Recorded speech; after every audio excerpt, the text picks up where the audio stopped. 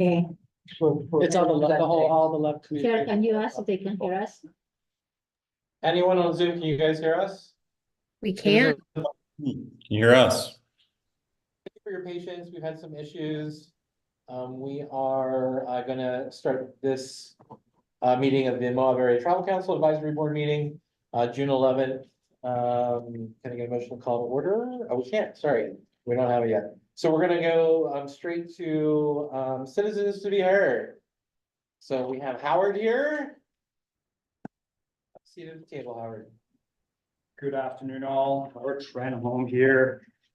Just really coming towards the board, and I realize you're not all present, but I'm really intrigued to know if you received a copy of the draft from the state audit concerning spend of the transient room taxes. As a vendor, as a restaurateur that contributes 1% of my income on every sale that comes in to this fund, I want to make sure that the public body is spending that money correctly. If the state has any issues, why not be transparent?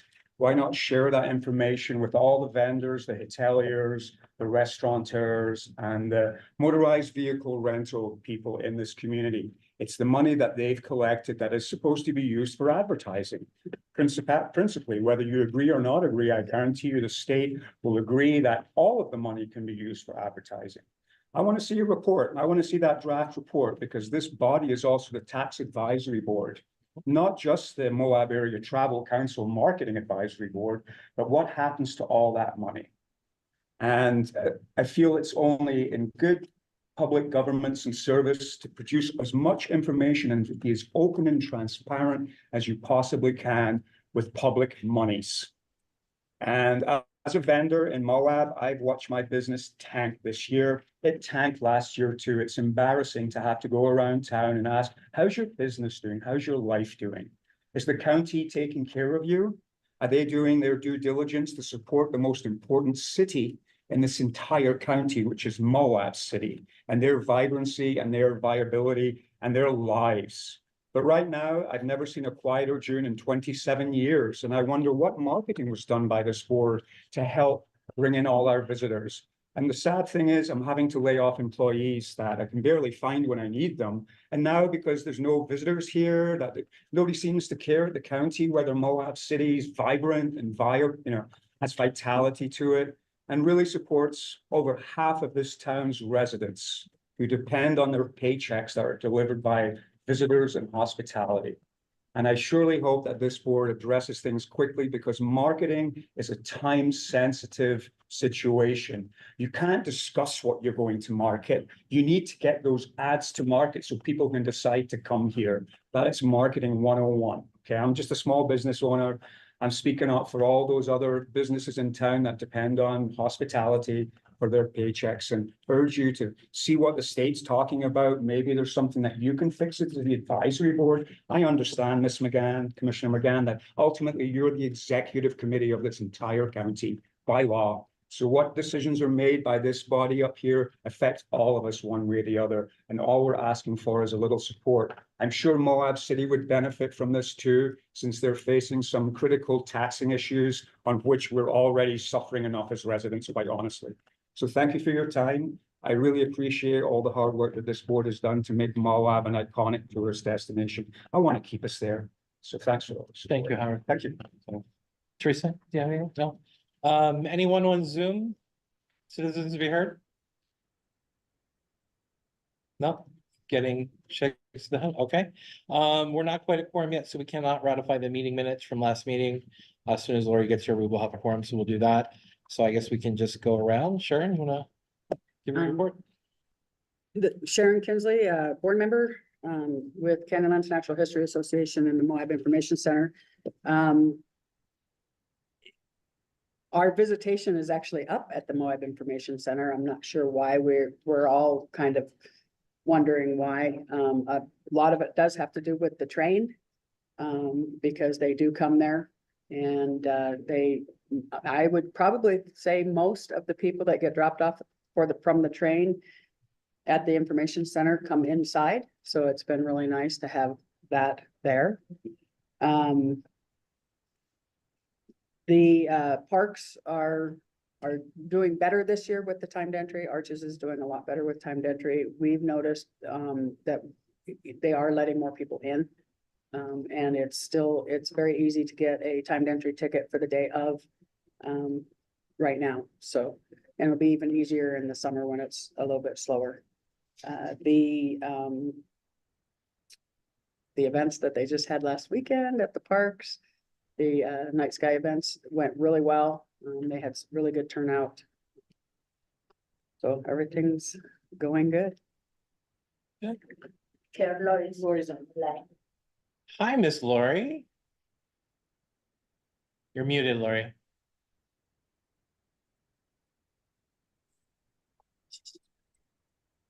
There she is. You're still muted. Sorry about that. I tried 3 different devices. It finally worked. Apologies. We're just doing it. Well, with you now, we officially have quorum, so we're going around and doing our Yeah, reports. well, we just had resort to the phone. Apologies. No worries. Do you want to give your update for May? Am I up? You're up. May and first. Okay, May and first 10 days of June. Well, I'm just gonna own the fact that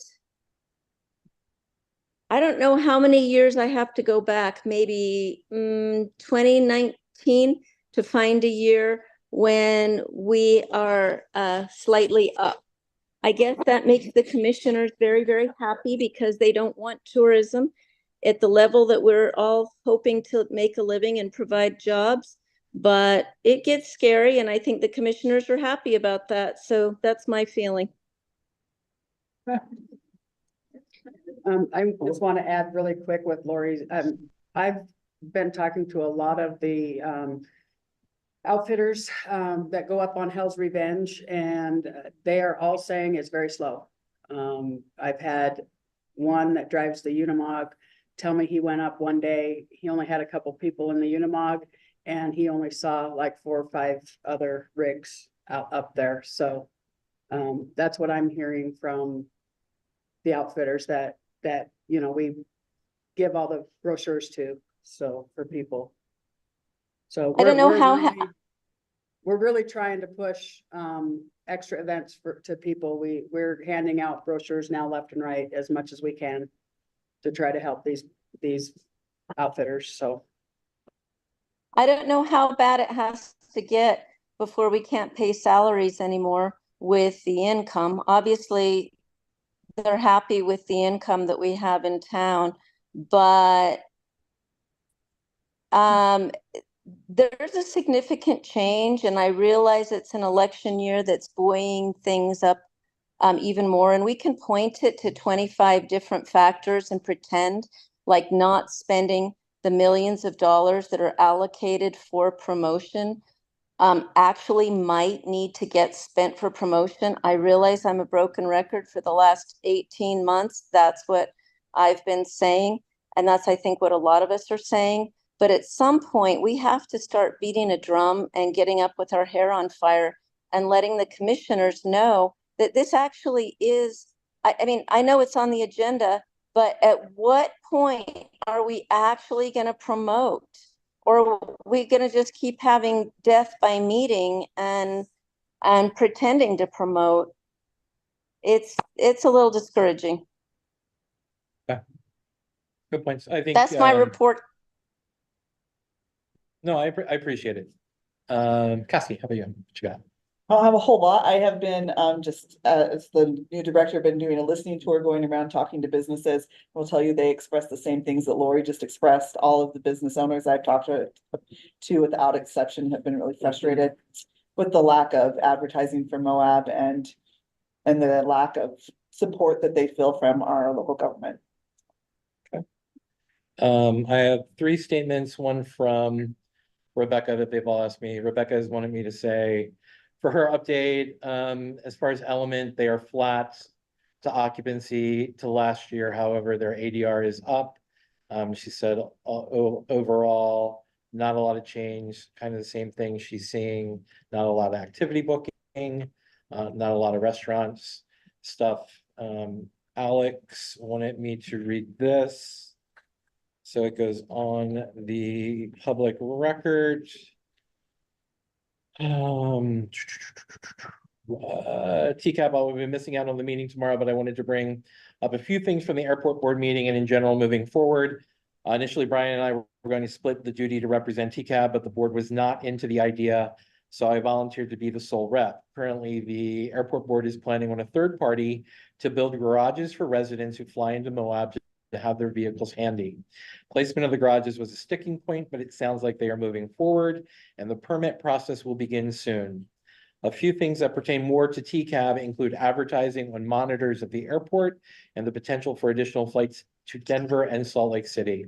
Tammy, the director, wanted to reach out to TCAB to see if Love Communications can put together a program for advertising, including the hardware and the software, then be able to sell spots to local businesses. Additionally, we could do some target advertising for Moab there. Also, Tammy is working with Contour Airlines to get flights to Denver and Salt Lake City, potentially by this fall. I advised her to speak with Rocky Mountaineer. Howard is the initial contact because they are really missing those flights now. Getting Rocky Mountaineer involved will definitely help the case for additional flights. And another note on the train is Tammy seemed keen on the idea of getting a train stop at the airport. Obviously, this will be great for access and transfers to car rentals, shuttles, and flights. Seems like a win-win. On a long-term note, I think we should start a conversation and plan for a train station at the north end of Moab Valley after the Superfund site is done with their project. In 5 to 10 years' time, it would be feasible to have trains from Salt Lake City and Denver come all the way to Moab with tourists, commuters, and commerce. A lot of work to get there, but I feel that would be an economical and environmentally friendly way to connect Moab to the big cities, all while reducing highway traffic. Just some food for thought for now. For the TCAB, I would like to see a 5 to 6 year look back on marketing and tourist numbers to see what kind of promotions worked well and what all was spent to get there pre-COVID. Thanks for listening. Chat soon. And then Jenny.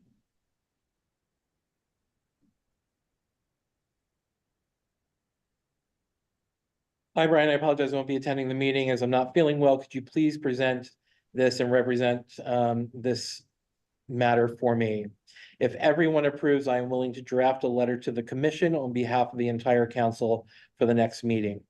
I was concerned by the discussion on TRT funds at the last commission meeting. Timestamp 3 hours, 56 minutes to 4 hours, 10 minutes, which suggested that decisions were a direct result of a vote from the TCAB. I don't believe this is accurate, and I can provide specific examples where we were either turned down or had to hold special meetings with some commission members to understand how to get something approved. This issue needs to be made public or at least clarified, particularly since the state auditor is inquiring about TRT funds. As far as my update, May for the lodge was actually very good. I will say, kind of echoing what everyone else is saying, our activity vendors are down considerably.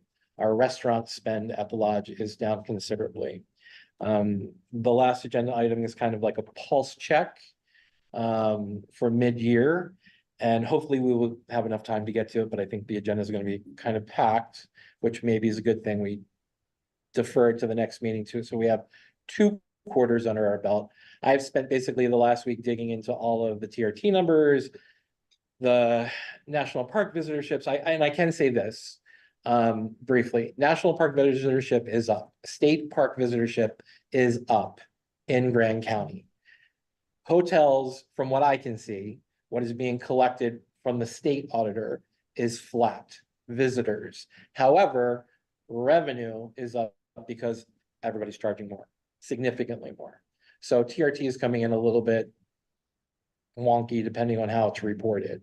So the one areas that is showing growth, I think on every report that I can find, is Airbnbs. Airbnbs are up by almost 3%. Year over year, and occupancy at hotels is down almost 6% from what I can see on the boards, the stuff that I've seen. I have reached out, we at the lodge use Star Reports we basically have 3 separate comp sets. Our comp sets, we're doing fairly well considering our other, and that's 18 properties basically that we measure our success against at the lodge. We have a town comp set, we have an aspirational comp set, which isn't necessarily Moab. It's Colorado. It is similar properties that are around us in the Four Corners area. And then we have basically what we consider our direct competition here in Moab. I can see year over year that occupancy is down at all of those 18 properties. However, ADR is much higher. What's ADR? So ADR is average daily rate. So that depends on how much everybody's spending for their rooms. So everybody is spending more for the rooms that they're getting, which then obviously the taxes are built on that, TRT is collected from that. So it does, the illusion is that it is busier when it comes to anything that's being reported into the state. However, the reality of the situation is when I look at vehicle rentals, I think vehicle by far rental has been impacted the most. They are down almost 34% in Grand County. 70%. 70% says Jace. You know, and then the restaurants as well. The restaurant taxes being collected is down as well. So if we can get into it, we'll get into it today. If not, I do want to get with Gabe and have him kind of give us a pulse check of what's been collected for Grant County, so we know where we're at and what we're doing. I think, you know, to address Howard's concern and a lot of the concern in this room, and I think, you know, particularly from what happened at the last council meeting, there was a lot of discussion of what are we spending the money on? And I think we're seeing a little bit of that today. So I know Love Team is here to kind of talk about that. And we'll kind of delve into that. So I think we'll get some answers, and we'll be able to have a little bit broader perspective of that. Other than that, that's really all that I have. Jason, what do you have? So I could probably give a 3-pronged, you know, answer to what we have going on. First of all, from the car rental standpoint, definitely down. You know, definitely down a huge amount. You know, and a huge factor of that I think is Rocky Mountaineer. You know, with the change of flights, Rocky Mountaineer was bringing a huge amount of business in and out of the county, and so it's really affected the car rental business. I think, you know, the Jeep rental business is much like Lori and the UTV business. They kind of go hand in hand a little bit, you know, stuff, and those are way down. It's amazing how, you know, how down that market is, you know, to the point where I'm like, is this a dying market? You know, is this, you know, like, I don't know, chasing dodo birds or something, you know, and stuff. It's just this crazy market that's just kind of gone away, you know, and it's trying to figure that out. From Moab Adventure Center, Western River Expeditions, the river rafting is down, you know, to echo what Sharon said about Hell's Revenge tours. You know, we have tours that go out 6 times a day, you know, and our guides are like, we've never seen it this quiet. You know, they're like, you know, we have guides who are like, I had one guy last week who was like, I did a 7:30 tour, 2-hour tour, and I did a 10:30 2-hour tour, and no one else was out there except for us, you know, which is just, that's crazy. That's, you know, that's what's happening.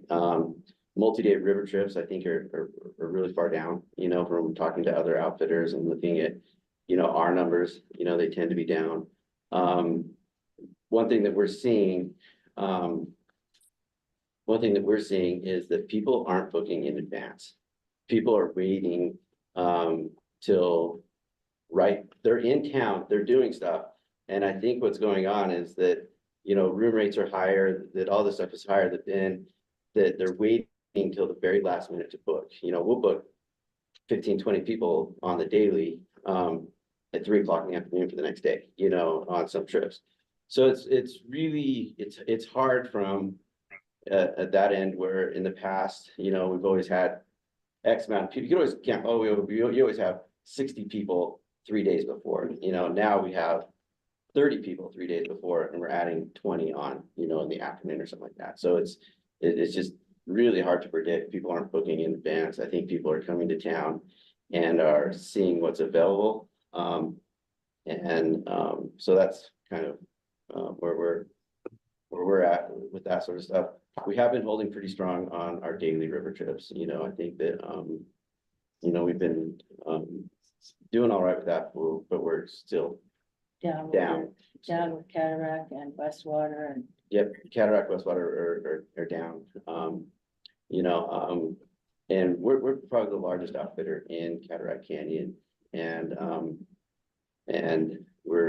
which is affecting Redtail, because we fly all of our guests, all companies fly people back with Redtail.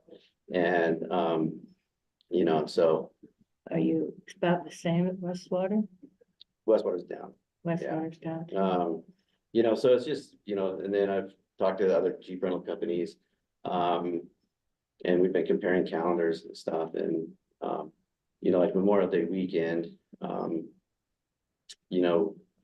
lot of us had almost full inventories, which is, Jeep's probably full inventories, Easter full inventories, so anyway, there's a lot to kind of figure out with that and stuff. As far as the city goes, we are working on dispersed parking, as you guys can see. Sharon's gonna throw a water bottle at my head. And, You're within straight. Yeah, I know. I brought my melon. remember the owl's on, it's being recorded. And then, we are looking at implementing a property tax, just because, and a lot of it is, things like sales tax, which is the city has counted on for so many years, has become an unreliable source, and as we look to these projects, we gotta look at it. And so I feel really bad because it is coming on the backs of residents, stuff, but other revenue streams just aren't making up, or aren't, doing the part and stuff. So more will be coming on with that in the next 6 weeks, and that's where we're at. Melissa?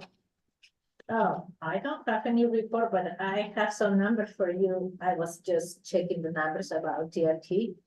So this is information that I have from the state right now. I can see from January to March, we are 5.8 up to compare with last year. 5.8 up, And then. January to February. Yes, no, January to March. We're up 5.8%. Yes, and then in car rental, we are 36.9 Up, down okay. from Yeah. January to March. That's what I can see. And I said 70%. Oh, I'm not down 70%, but I'm probably down like 45%. And then for the national parks, Arches is up 5.2. And Canyonlands is up 12.7 from January to April. Let me see if I can pull the state. I think would be up.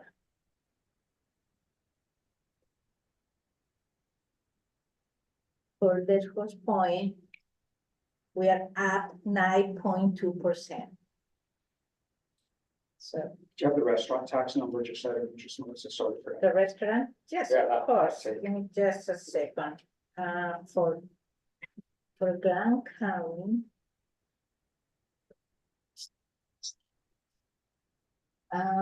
Is negative 0.7. For Grand County, January to March, the end of March, It's down 1%, roughly. 1%. Through March. Right.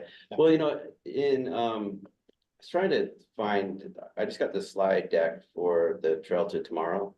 And you guys all seen that and stuff. One of the slides, there is a factor of inflation versus, ADR, and everything that's going on, which actually, I think they actually said rooms are down when you factor all that stuff in. I think I was gonna try to find it. I mean, I think every single hotel operator has probably increased the rates of their hotels by at least 15 to 25% to cover costs, because everything is gone up. So, And I think that, I think that and this is my opinion, is that hoteliers have, they kind of hold the economy of Moab in their hands, you know, so if if room rates are really high, people are still coming to town, but they're doing the free things or you know, they're going to the parks, you know, they're going to things, and they're maybe not choosing to go with outfitters and stuff. Which I also think is why, Airbnbs are up, because they have kitchens in them, you know, and probably, and maybe if you go traveling with your family, you can eat there, you know. Yeah, it's so. It's ironic that if you look at the numbers for the ADR for the Airbnbs, they're significantly higher than the hotels. How much do they charge for nightish though compared to? The our reports that hotels? I looked at, they were at 380 or higher, and most of the hotels are in the 260 to 290 zone. So, But you can fit. a lot but more you people. can fit a lot of more people in There are there, people and you have a full kitchen. So, oftentimes. okay, Biga. Well, I'm doing my report a little later, post, love, and so I'm just, also Ben, I'm here to. Ben and Sky are not available today. Ben is supposed to try to come on just after 4 o'clock, so hopefully also post Love Communications, and maybe he can give his roundup of everything related to. This expenditure discussion as it happens, and then I'll speak about home commission stuff a little bit. Sure. Mary? Yes, to begin with, the letter we got from the state auditors, it was stated on it, it was for internal use only. I mean, I answered more than one,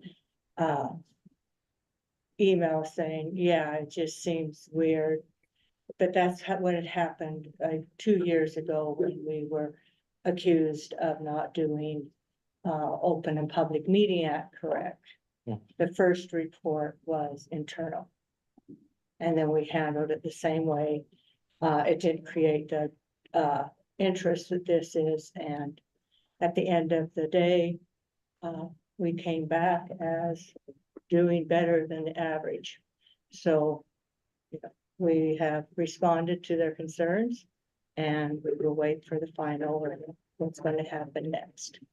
So that's up. I want to say that the commission is concerned about all the citizens in this community.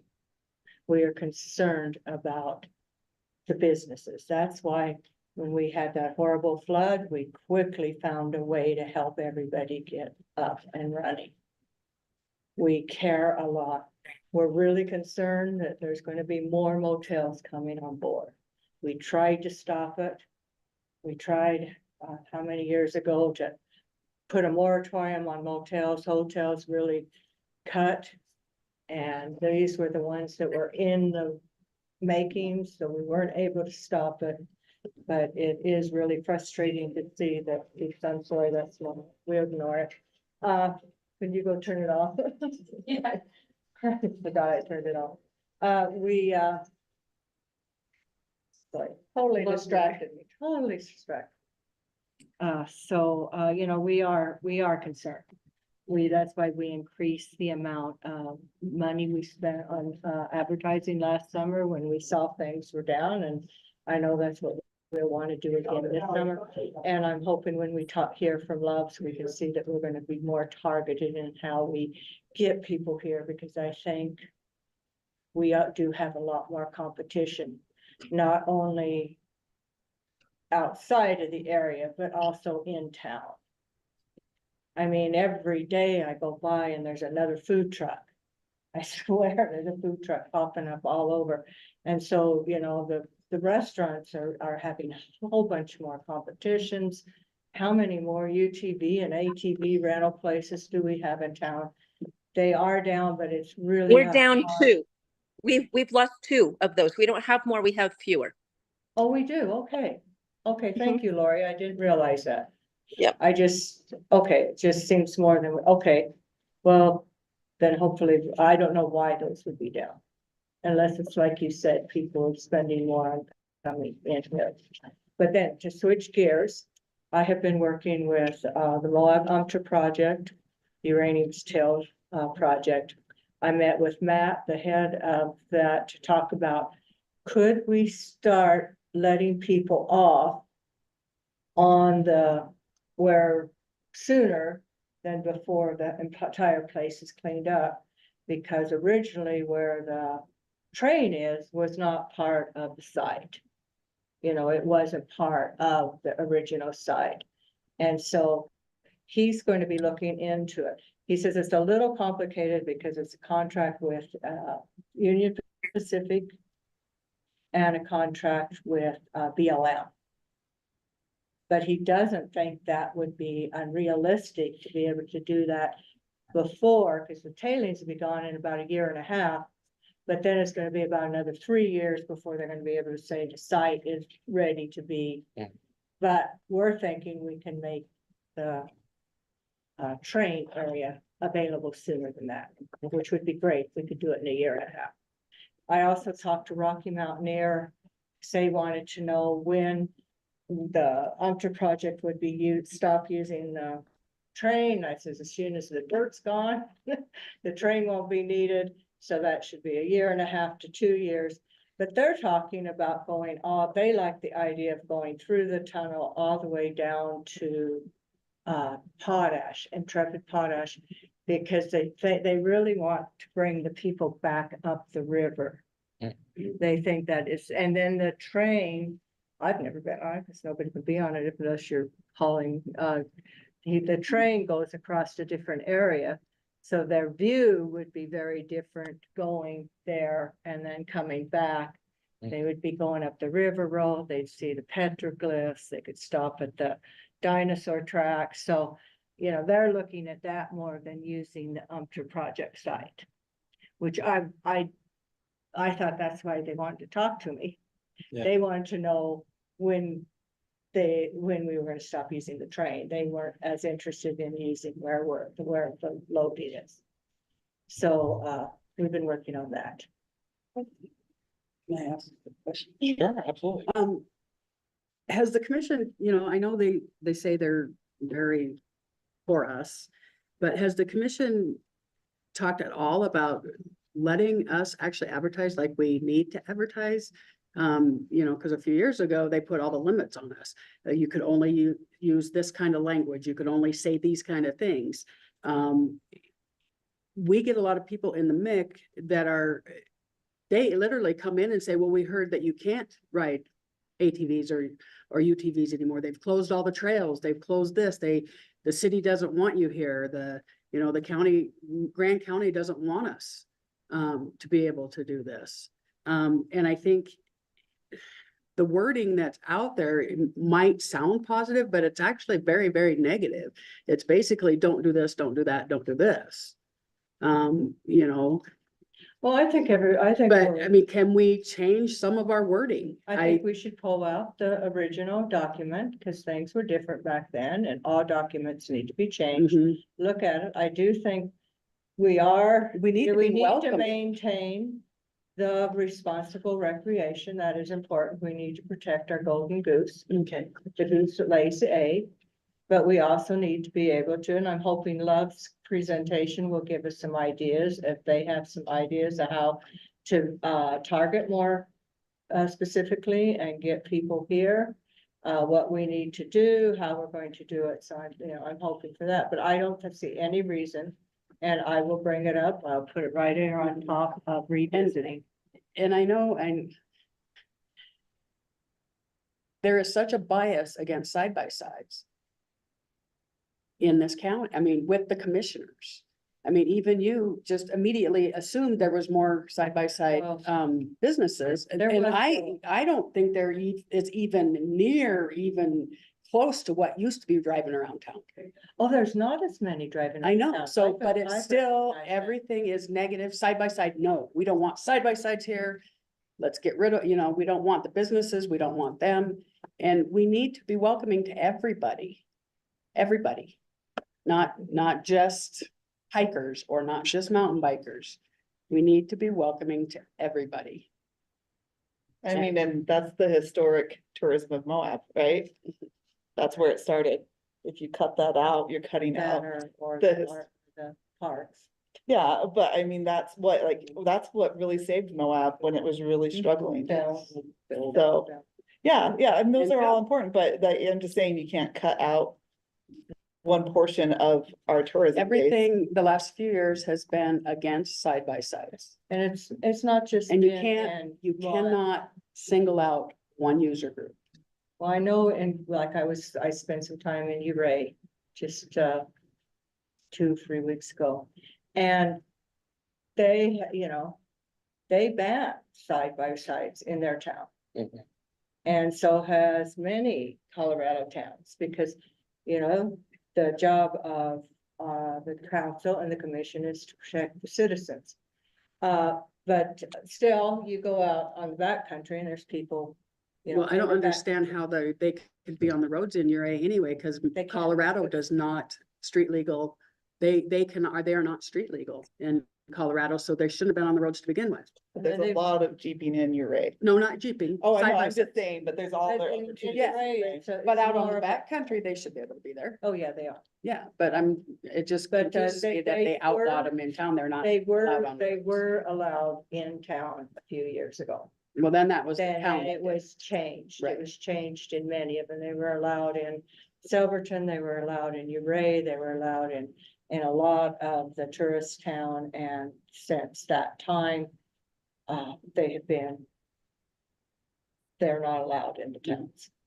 But we can't go there saying Oh, that you no. can't be on the Well, we streets, because if can, they're yeah, street legal yeah. here, they're street legal. Yeah, I'm not Um, saying that. I'm yeah. just saying that it's Yeah, it's side by sides are issues in communities when Yeah. they're driven in communities. That's just, it's not just Moab, it's many communities find that they don't like them driving on their streets.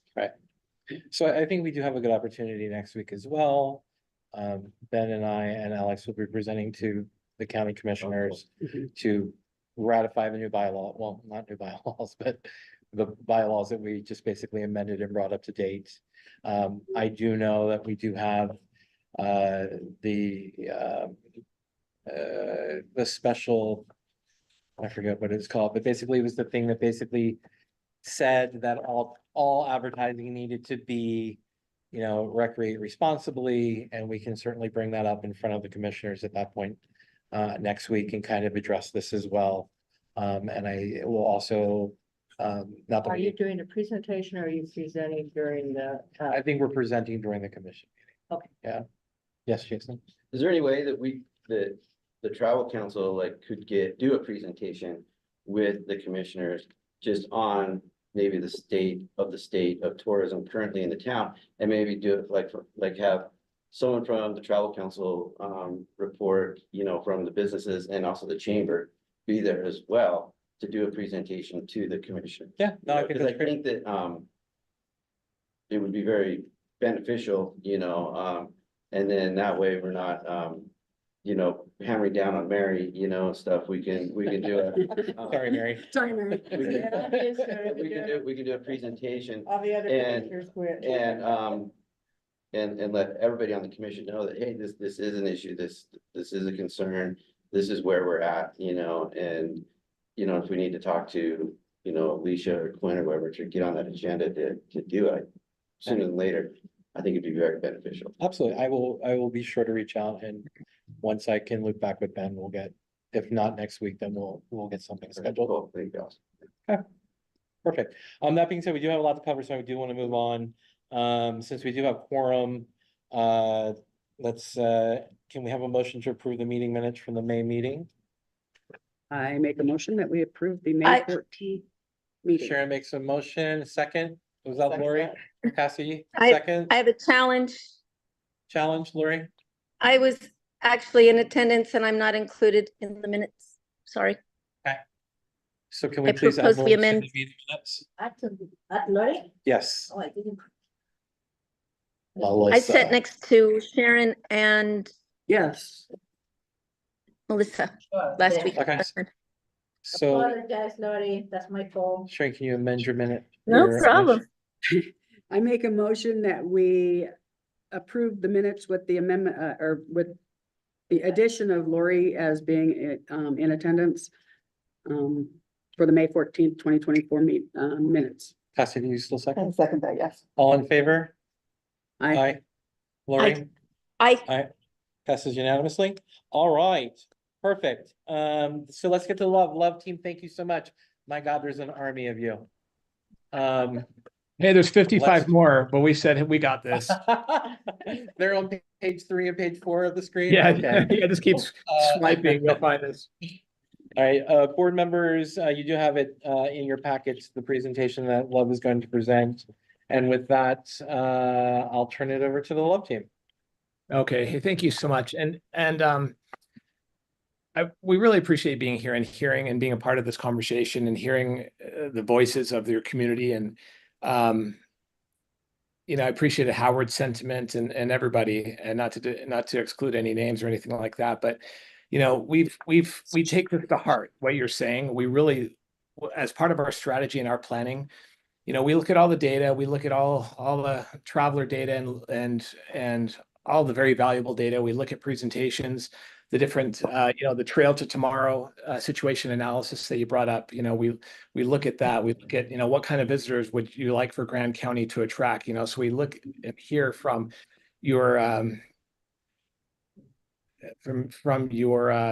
city members and your business owners and so forth. We were down there end of April and did a kind of a windshield tour with Ben and Melissa and Sky and team, and you know, ate at great restaurants, talked to a lot of business owners, and all the data is amazing because we use all of that. But I tell you, nothing beats being face to face and talking with your business owners and just those who live there. It's a really great thing for us to kind of consume and absorb and really put a face to everything that we're doing. So we really appreciate it. And we take it to heart. You know, we look at today we're going to show you the campaign that we've launched back not too far back in April, and give you the latest results of that campaign. So basically mid-April through May. And then we're going to follow up and outline some recommendations that we've been working with Melissa, Ben, and Sky on, specific to the 2025 UOT co-op application as well. So we'll go through that. But I want to just say, as we look at what we're doing now, is based on all the conversations we've been having with the team, really expanding the message. You know, we've always been focusing on, you know, the beauty and awe of Moab, and that will always exist in the messaging. But we look at how we're doing things now and really kind of kicking the door open to more of the art, the culture, the culinary side of things, in addition to the adventure. So when people think Moab, we want them to think, yes, mountain biking, yes, all the adventure side of things, but also what's happening in the city, who's running the city, that, you know, look at the amazing business owners and people who live there, amazing population there too. So we want people to really get a good emotional feel for the city and the people that work there, the people that run Moab, and all the great things that they can experience from the adventure side to the culinary side. So we just wanted to preface it by showing and sharing with you all the things that we're thinking about as we're putting together plans and strategies with you and your team. So with that, we'll just jump right into, I'll have Vanessa's going to share her screen, and first of all, we'll just provide an overall media report. This will be a little bit abbreviated from the one that we've sent you, just for time's sake, and then we'll go from there. All right, is everybody seeing my screen okay? We do. Okay, so this report is all inclusive of our UOT 2024 co-op application campaign, as well as a summer fall standalone campaign that we've done with Discover Moab. So this launched in April, and we did have staggered launch depending on the tactic, but we'll go into each of those here in a sec. This is just really a high-level overview of each of the campaigns combined and what our goal is when we're planning for our media, as we're optimizing for our media, is really to boost that hotel bookings and bring in revenue and positive return on investment. As to Mark's point, while we are really wanting to showcase the breathtaking scenery, but we also want to highlight those diverse activities that are available in Grand County, whether it be restaurants, guided tours or whatever that might be. That's really our main goal and objective here for both of the campaigns. We do have the campaigns broken out into various target markets, and we're going to do a deeper dive into these target markets, and they're going to go, we're going to go much more into detail of what we want to plan to do in 2025. But overall, we have the co-op domestic campaign that really is a mix of both regional drive and flight markets. We also included an international push where we have a buy with TripAdvisor, where we're targeting Mexico, Canada, UK, France, and Germany. And then we have the fall summer push, which is more northern Utah, Denver, Colorado Springs, Las Vegas, Boise, Idaho Falls, and Phoenix. And we'll go into details about each of those markets here soon. We've been working with audiences over the past couple years that was built off of research that the Love team did, I believe in 2022. And our audience segments are broken down into empty nesters, activity-driven planners, and real-time travel intenders. And this last bullet here is just really the campaign flighting. So what do we look at when we're optimizing campaigns and when we're planning for strategy in the future? We have these really broken down into 3 categories. So first and foremost, we want to build brand awareness. We want to generate engagement, and then we also want to drive action. We know through our Adara measurement, looking at driving bookings, hotel revenue, we partner with media partners like Sojourn to get net economic impact reports and OTAs that have additional information about bookings in the area. And then some of the other things we look at is like a conversion lift from CTV, like who's out there seeing the CTV videos and are they coming back to the site and performing in action? So we can go into a lot more detail about each of these, but for time's sake, we will send this along, but these are the things that we're looking at when we plan and optimize campaigns. So diving into the executive summary, this is kind of the bird's eye view of the campaign performance to date in launching back in April. We've delivered just over almost 21 million impressions. One of the things that we looked at on the previous slide was post-impression rate as being a performance indicator. We are seeing a post-impression rate of 0.15. This is a little bit lower than the previous report that we sent, but we only had 2 weeks of data at that point. So that's something that can fluctuate over time. But we do see a direct correlation with bookings and visitation when it comes to post-impression rate. Overall, we have just over 1,200 enriched hotel bookings. This is using Adara measurement, media measurement tools. And based on those media measurement tools, we see 567K of enriched hotel revenue with an average daily rate of $232. And I ask a question, what's the definition of enriched hotel revenue? So Adara Impact is a media measurement tool that we use, and there's 2 different forms of media measurement that they use. There's observed, which is direct data partnerships with hoteliers.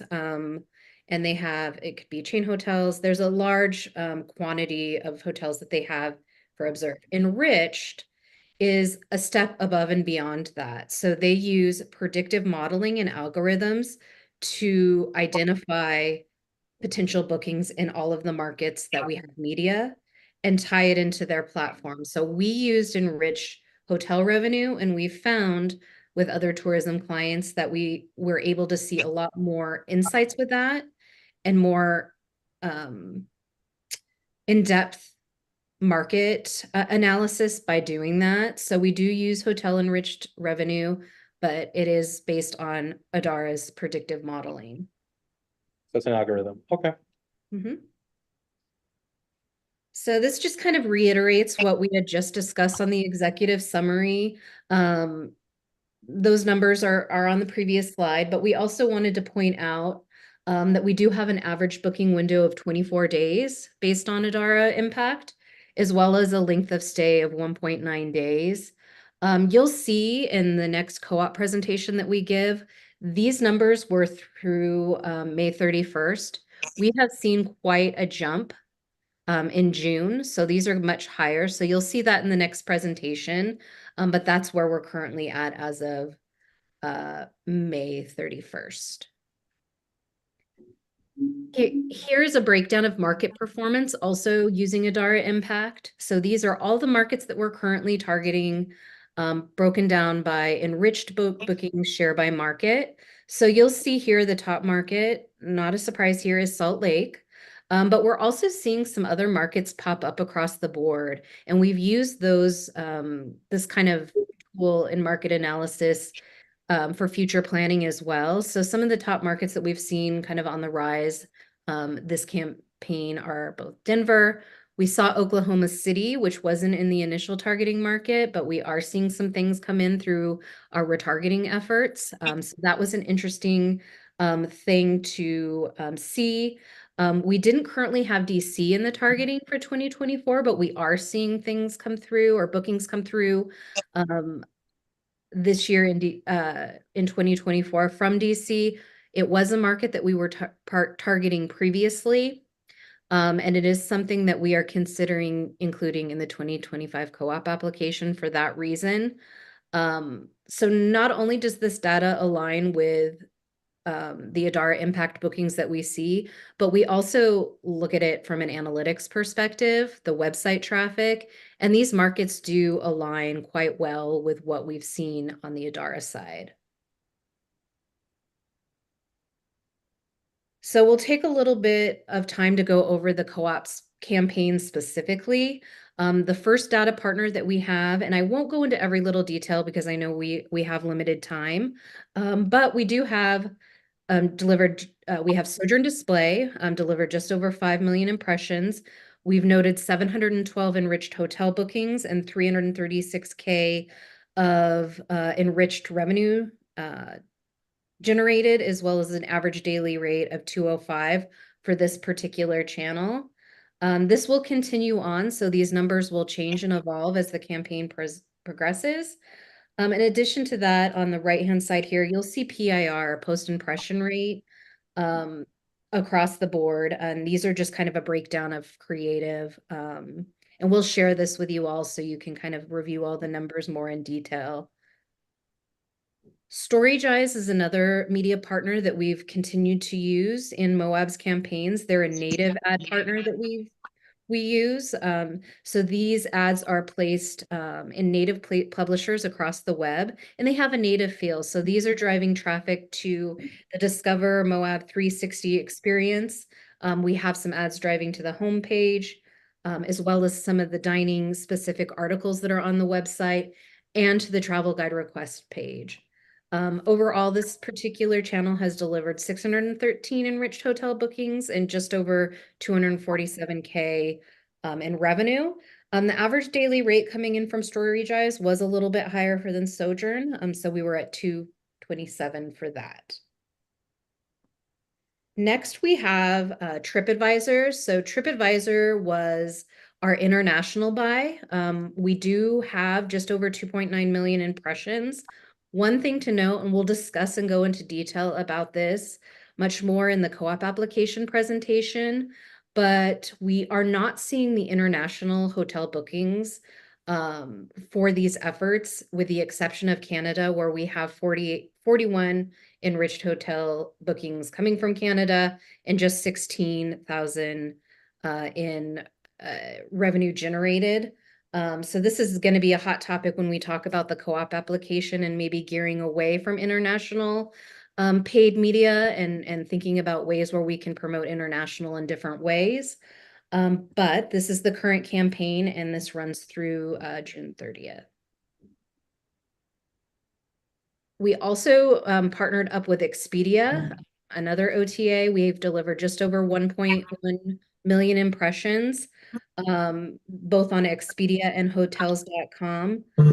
You'll note here that we don't have enriched hotel data on this slide. Expedia is an OTA that does not allow Adara pixels. However, we do have additional information that we can get directly from Expedia with additional insights about the marketing. So with that Expedia buy, we're coming in at a ROAS of $27.80 to 1, which is great. And we're also seeing a much higher like booking of room nights, as well as 871K in estimated gross, or not estimated, gross bookings coming from Expedia. So these are all ad exposed users, both on hotels.com and Expedia, that have then gone on to book using Expedia.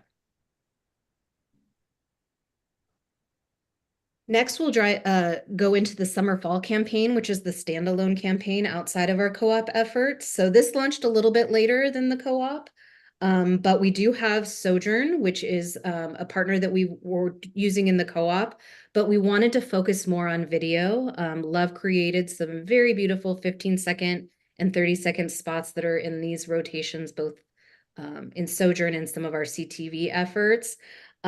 We aren't seeing as strong of data coming in from video, but we did just launch this mid-May, so this will change. But right now we have 69 enriched hotel bookings and just over 27,000 in revenue generated, as well as an average daily rate of 220. Storage Eyes we also included in this co-op, but with Storage Eyes on the standalone, we wanted to utilize those video access and maximize the fact that we did put in the production to make those videos to promote Discover Moab. So right here you'll see 152 enriched hotel bookings coming in from the video. We have 2 15-second spots in the rotation. And just over 49K revenue generated at an average daily rate of $237. Viant is our CTV media partner, where we've delivered 411,000 impressions. And then we're also retargeting to users with banner ads that have viewed these CTV videos.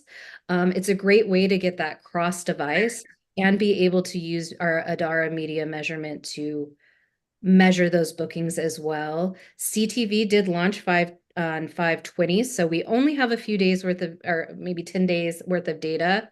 But we will also be providing in the next report a conversion lift. So these are all users that have seen those CTV ads on a large screen and then have later come back to visit the website.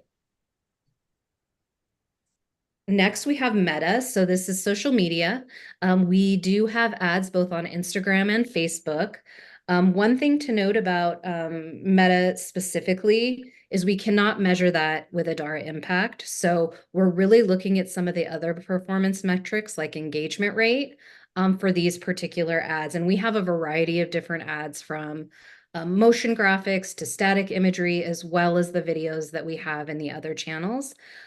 We are seeing a 2.22% engagement rate, which is more than double what the industry benchmark is. So that's a really amazing metric to show for social.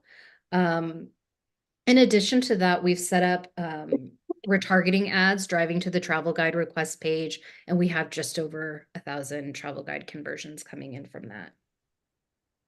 Can I ask a question about the social? Sure. What was the period of time that we've been running these? So Meta launched May 6th, I believe.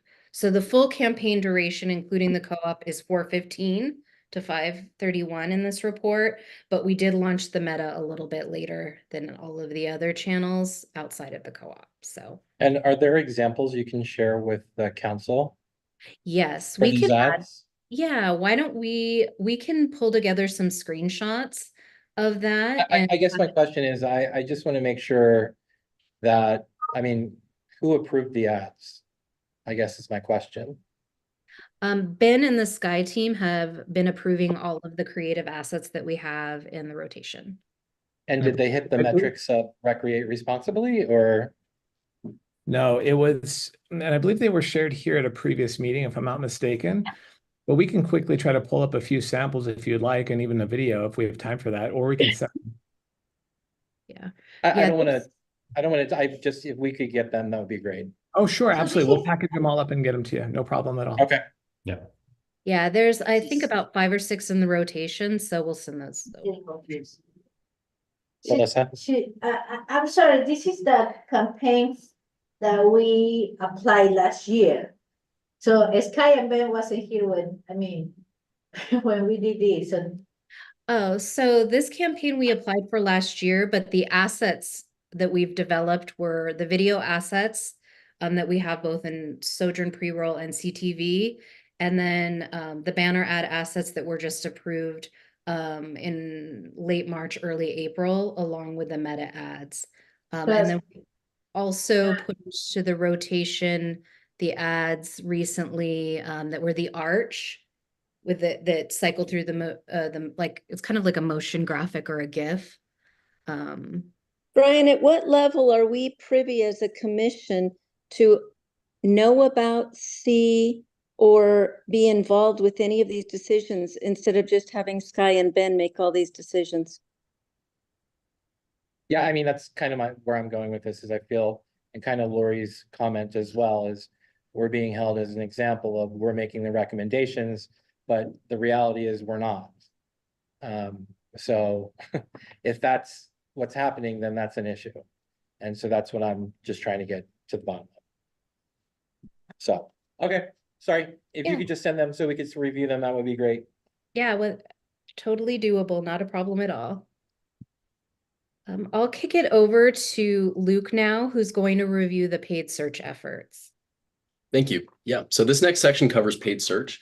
These are our ads that are running on the Google Ads network. And what we're running here are search ads. So these are ads that appear as search results within Google's results page as blended in with the organic listing.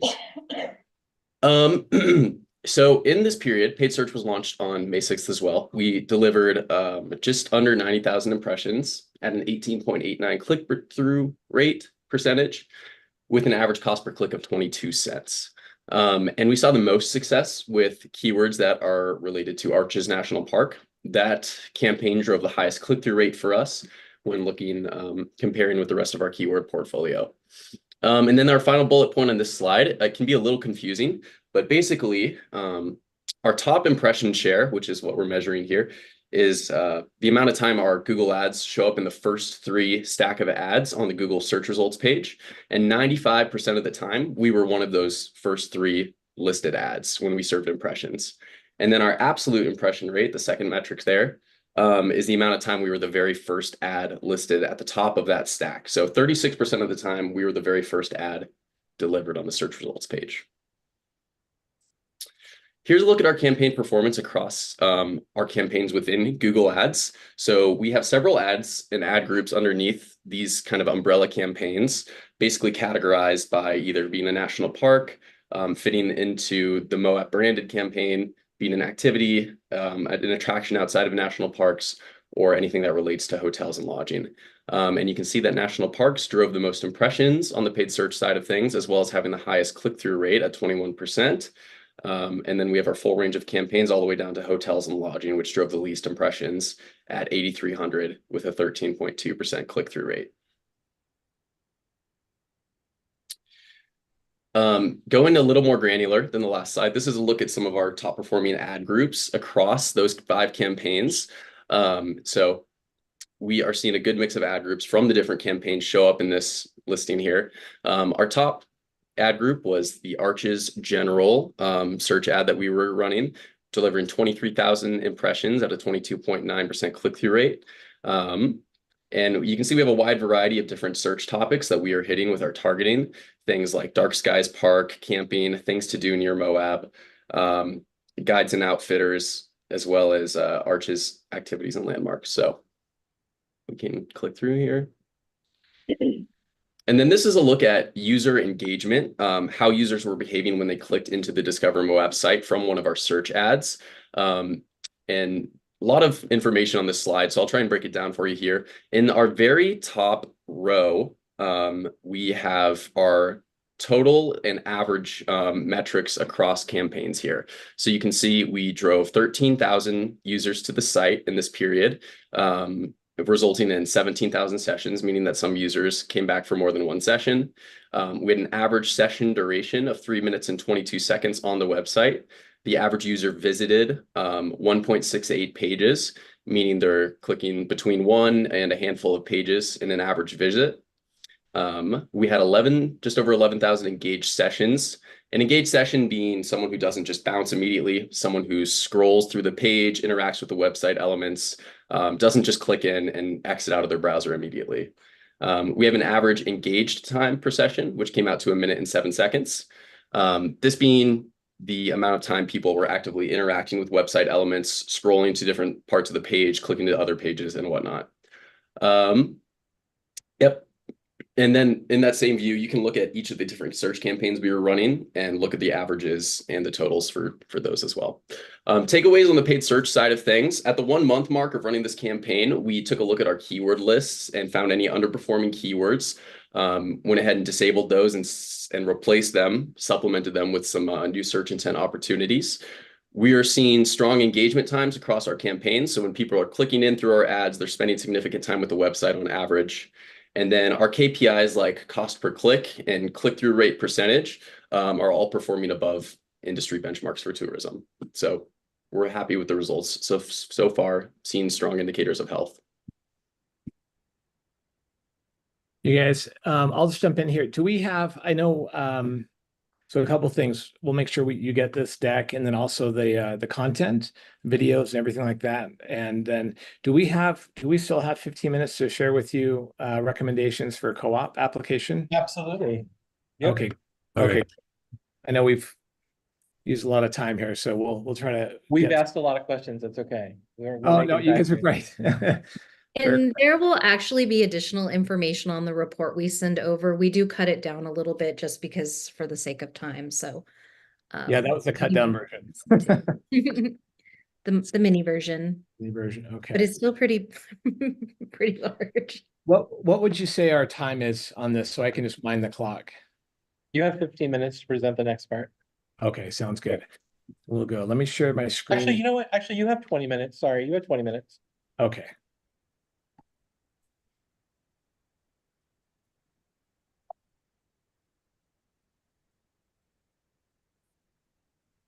I will share my screen momentarily. Okay.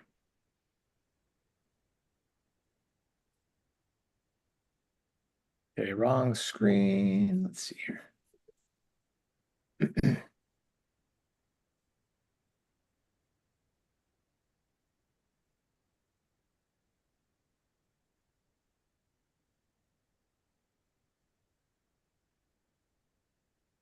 Okay.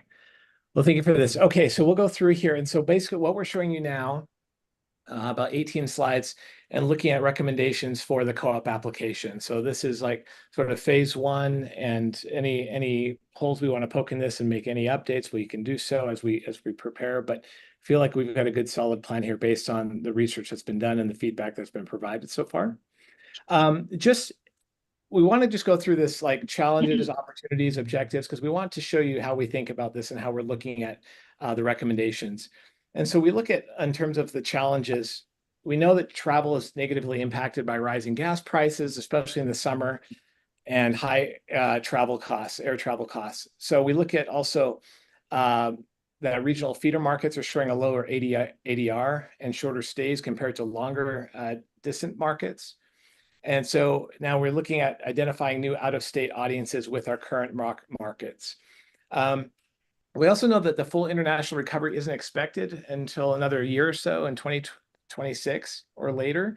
So current international efforts need stronger bookings and are straining domestic budgets, which yield higher returns on investment. So these are how we're looking at, and how we put sort of all our eggs in the national basket versus do we split some of those dollars up and look at international. So as Vanessa alluded to in the previous presentation. So we're really looking at how we really want to get the biggest bang for your invested dollar by focusing on sort of low-hanging fruit, as it were, here and on the national level. And then, of course, more promotion needed for the summer and winter shoulder seasons to provide a really 2025 boost for visitation. So again, these are the challenges that we look at and review and see how we can best allay these concerns. When we look at opportunities, we really look at building upon the Nature's Masterpiece campaign. That's the creative that we're using and so forth, kind of showing the beauty and awe of Moab. But, you know, as we look at the research even further, and as we visited with your residents, with reading your data from your residents, talking with your business owners and so forth, and just really discussing this further, we want to kick that door open even further, and not just showcasing the beauty of Moab, but also kind of almost like, what is the day in the life of a visit to Moab like? You know, not only just the adventure, but the culinary side, the art side, and just being in the presence of downtown Moab. What is that like? And we really want to convey that through this upcoming creative season. We also want to leverage our programmatic displays, our OTA partners, as we currently are, and native storytelling. We can further expand on that story through our digital channels to drive the greatest return on ad spend in the short term from regional and longer distance markets. We'll continue to utilize Adara Impact to track campaign effectiveness. And then we'll introduce national targeting with OTAs to identify new market opportunities as well. So as the data comes in real time, we pivot, and we want to make sure that we're always optimizing towards the best messaging and creative and so forth. Okay, as we go through our objectives here, we want to build awareness for Discover Moab, increase overall awareness among adventure and culture enthusiasts, emphasizing unique experiences exclusive to Moab. Moab is unique. We all know that, and we really want to make sure that your audiences understand how unique Moab is and how it's a differentiator. With that, we want to support the shoulder seasons to counter slower visitation, leveraging this time to engage new markets. And to do so, we'll continue with our partnerships with travel endemic entities to amplify Discover Moab's presence in these untapped markets. And then we'll collaborate with our media partners to showcase Moab's year-round activities. And that's a focus there, looking at these year-round activities, catering to outdoor enthusiasts, seeking authentic local experiences. Again, we want to paint a picture of what Moab is like, going there, being there, sitting there in the city, going to a bookstore, going to your bakery, all those different things, and really paint that picture for our audiences. And by doing so, we want to bridge that gap between that outdoor adventurer seeker and having that cultural explorer experience as well. And then further positioning Moab as the ultimate destination. And again, offering those unparalleled experiences throughout the year. Okay, so how do we do that? All right, let's talk about all of that, the market focus.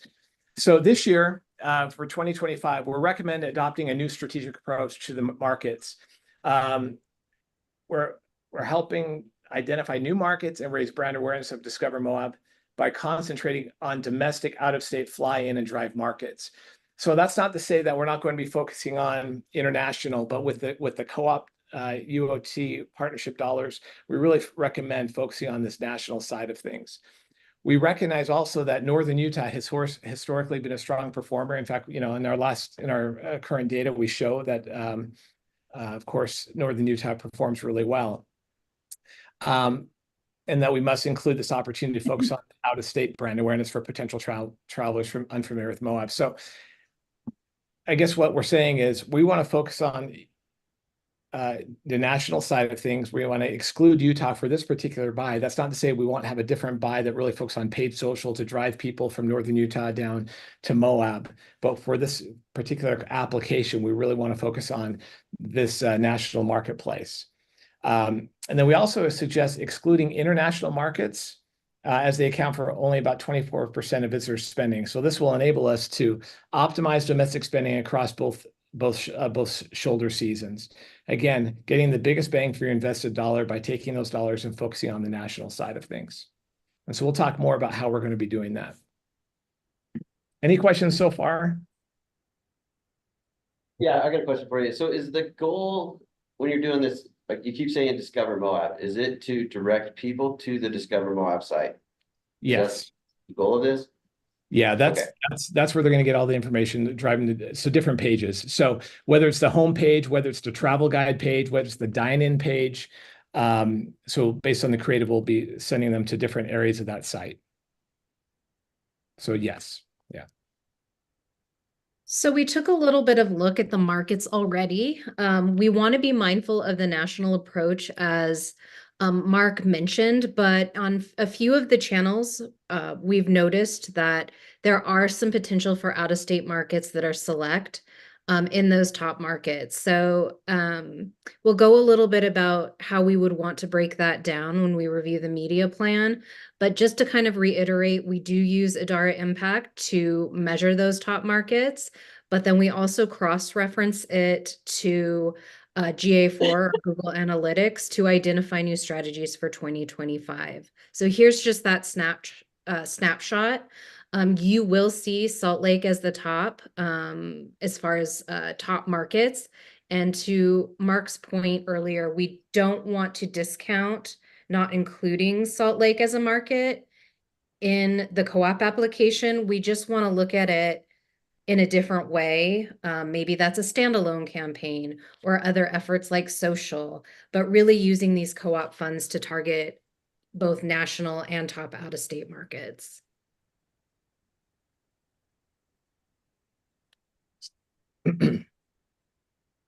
Going a little bit more deeper into the audience segments. So as we're looking at the markets, we also plan and look at audiences as part of our creative concepts and the way that we break down our media channels and segment out our ads in this various channels. So there's really 3 separate audiences that we've been using that were developed a few years ago with our research team.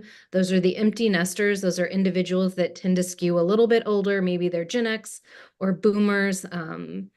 They're, self-reported of spending more time in destination than some of the other audience segments that we're working with. And they really kind of offer, based on travel trends, that impact in the community of spend, whether it be through, hiking, photography, wildlife museums, and that type of thing. We also have the activity-driven planner. These are more like the larger groups, like the larger friend groups, the family groups, larger party sizes that are looking to travel together. These individuals tend to be more around the 25 to 44 range. And they really are looking for all sorts of adventure activities that Moab is known for, which could be, mountain biking, hiking, rock climbing, and things of that nature. One of the things that we did add to it this year, because we do want to take that shoulder season approach so that we can focus on the activities that are available year round. And really kind of looking at things where we can promote, either it's guided tours, river rafting, some of the night sky initiatives. So these are all new things that we can take into consideration, not only for the media planning, but also like the creative development as this evolves into the future strategy. Last but not least is the real-time audience. We kind of look at this as the overlapping audience that can cross over into empty nesters and activity-driven, but that real-time audience, those are the travel intenders. Those are the people that we know are looking for, trips and vacations to Utah, or even similar destinations and comp sets. And the way that we use this real-time audience is through Adara Impact and optimizing towards those top markets and those top creative pieces where we are seeing the most impact. But also, we're not just only about bookings. We still want that level of brand awareness. We want to get into, get in front of those new users in these markets that are undiscovered through maybe some national approach in some of the OTAs that we partner with to really just identify and spread awareness that maybe we haven't tapped into before. And being able to pull out that international budget in this co-op application will give us a lot more fluidity to do that across both shoulder seasons. Is there an opportunity to add a 4th audience? Absolutely. I mean, there's definitely an opportunity for these to develop over time. So, I mean, we've basically spent the last 3 months talking about weddings and bringing and attracting more weddings to Moab. And the fact that we don't have it included in this marketing plan for 2025 disturbs me a little bit. Yeah, we talked about weddings quite a bit actually over the past few months. In the co-op application, it may not include like things like film and weddings, but it is something that we've talked about with the team developing content around this for the standalone campaign and building out additional initiatives around that on the website, which right now is kind of lacking in that content. So in order for us to promote the content at a digital scale, we need to have that very specific niche content living on the website in order to do that. But it's definitely something that we've talked about and we recognize as an opportunity. So and is that collateral, or do we need to build a vanity site? Is that what you're referring to? Not necessarily a vanity site. It would be additional content on the Discover Moab site specific to wedding planning, building of large events like a wedding. Landing page, yeah. Yeah. And Be so a landing page, definitely, that we could direct people to, yeah. yeah, and it wouldn't necessarily have to be a specific microsite or anything like that. But if we have that content available to us from a digital perspective, we can incorporate it into things like social very easily, search, and really any of the digital channels, or even look at buys that are specific to like those people that are recently engaged and things of that nature. So there's lots of audiences that we can reach out to that. It's just for this particular co-op buy, it wasn't included, but it Okay. definitely could be. I have a question on to piggyback on Brian's question.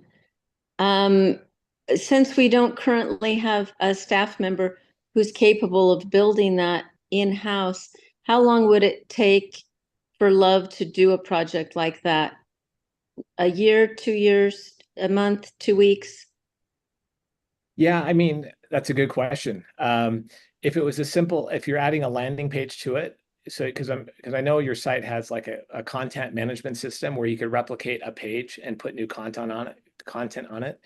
So I mean, I'll use my my colleague Aaron here. I mean, 2-3 weeks, kind of get all the content and everything put together within that time frame. Nice. Yeah, I would think Nice. That's just probably good to shoot for.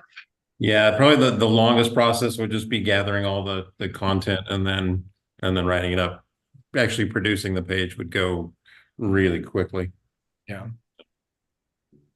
Cool. Thank you. I got one more for you, Mark. That's probably a Mark question. I'm a You Libra. seem to The long mean, I just get a little levity. Sorry, go ahead. love it. Love ready it. to mingle. I'm on delay.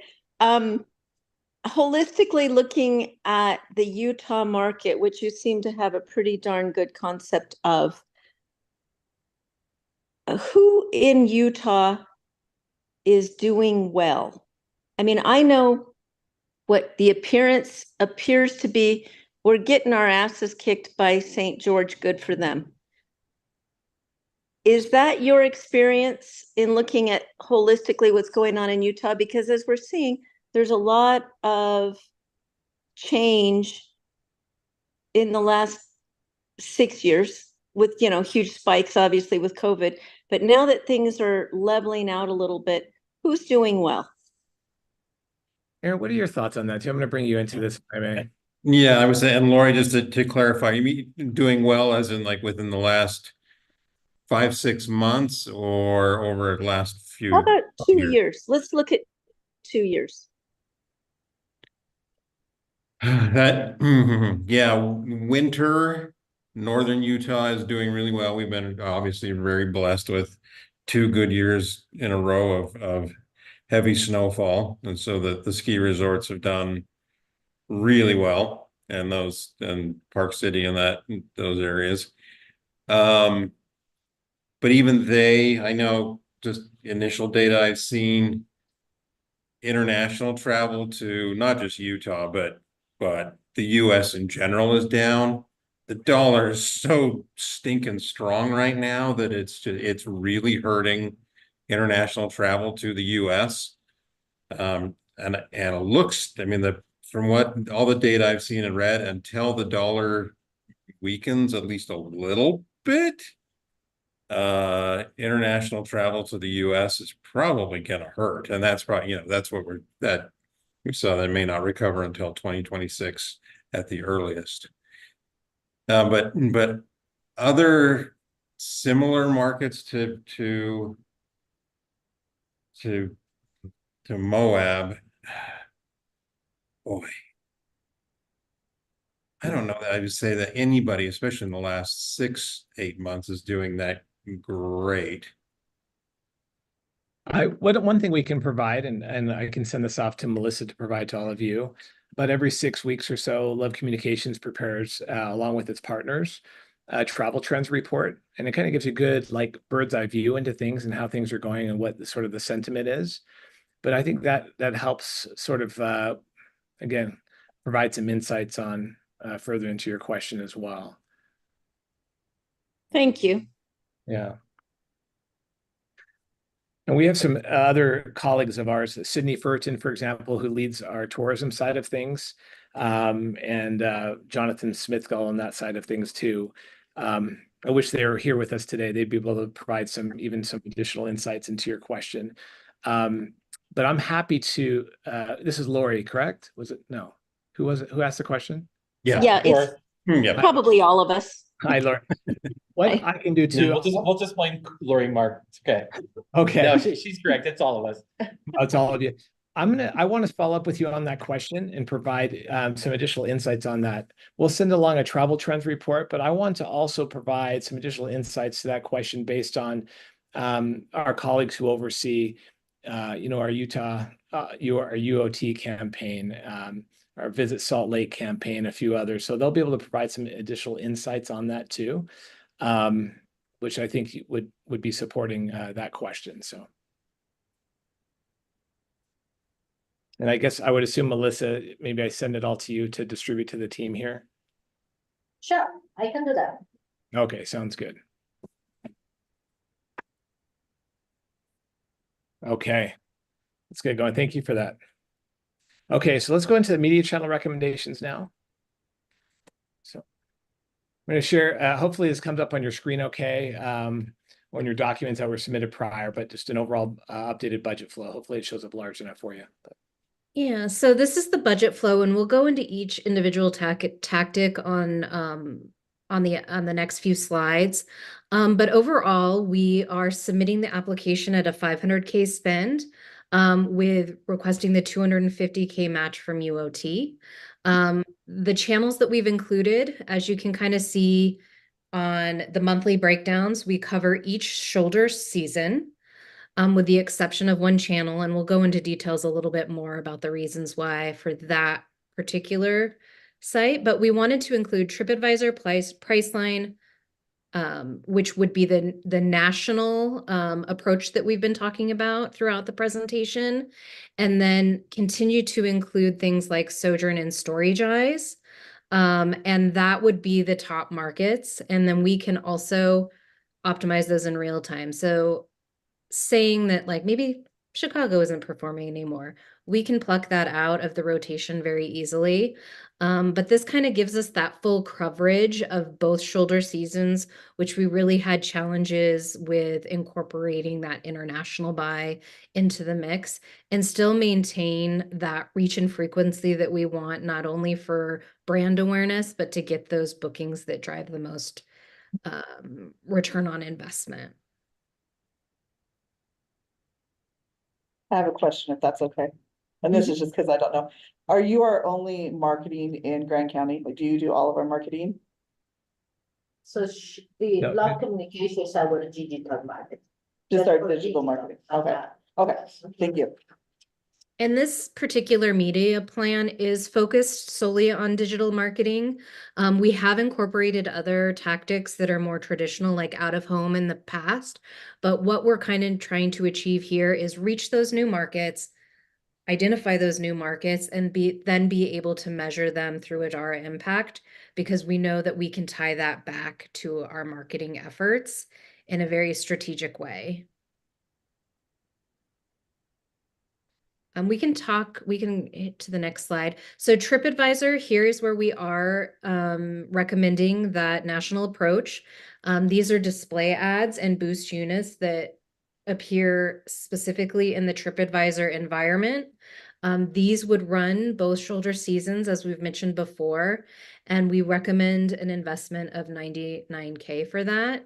We do have the national markets excluding in-state push. So that way we can identify, potential travelers that maybe not have that exposure to Grand County or Moab specifically, like those Northern Utah that we see those high bookings on that may already know that that's a destination that they want to visit. Same thing here with Priceline.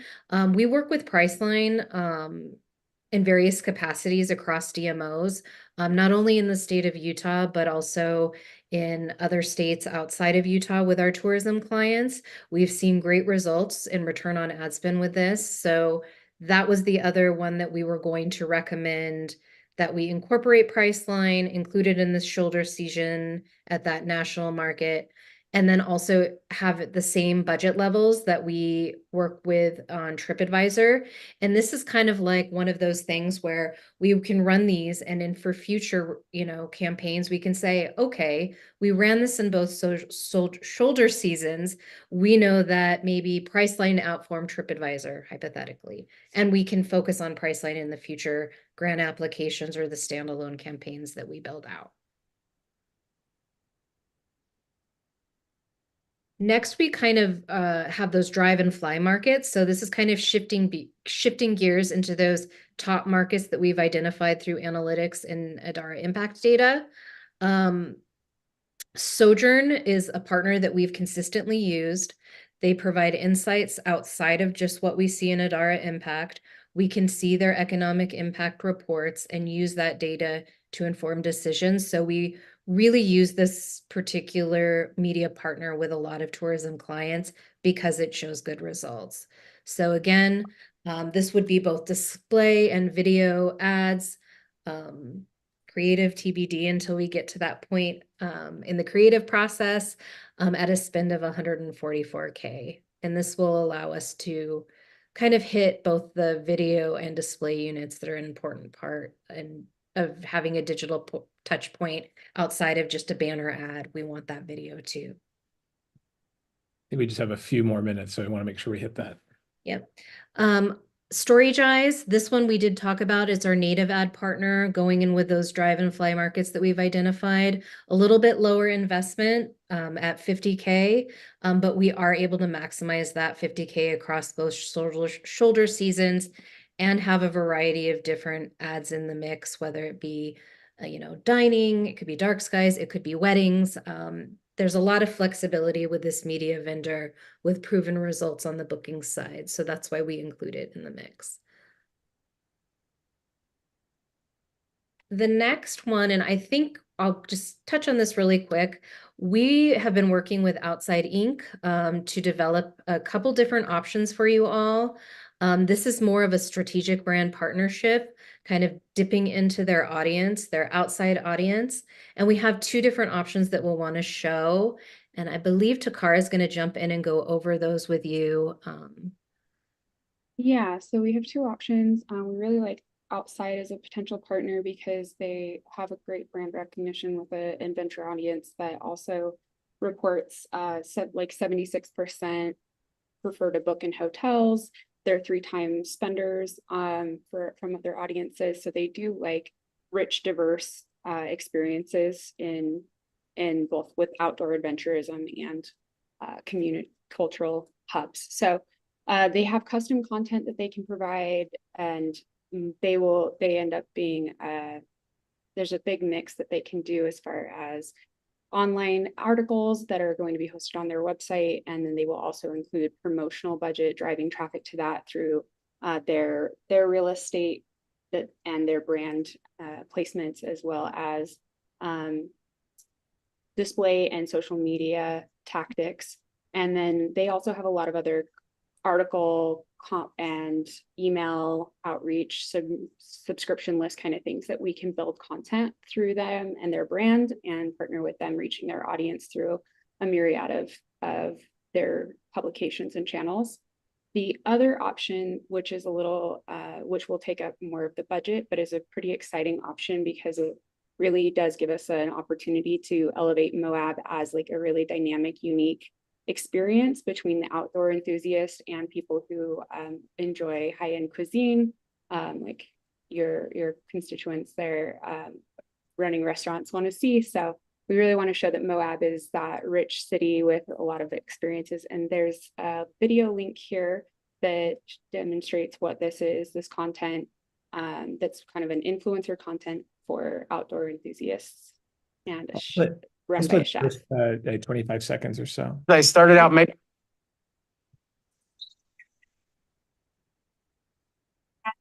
Staying active is what fuels my mind, and great food fuels my body. Traveling inspires me to push harder and experiment with new cuisine. This is amazing. Just make really delicious food, simple, and it works.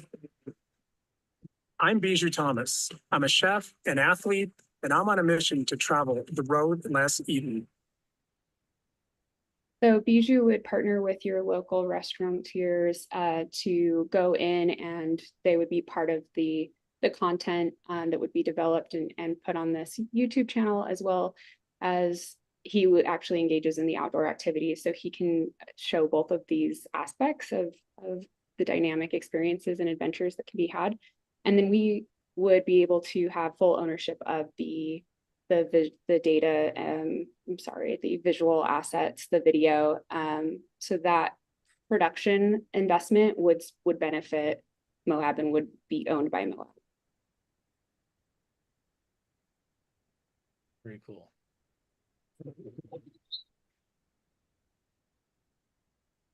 So we can go over this quickly because we did touch on it in the report.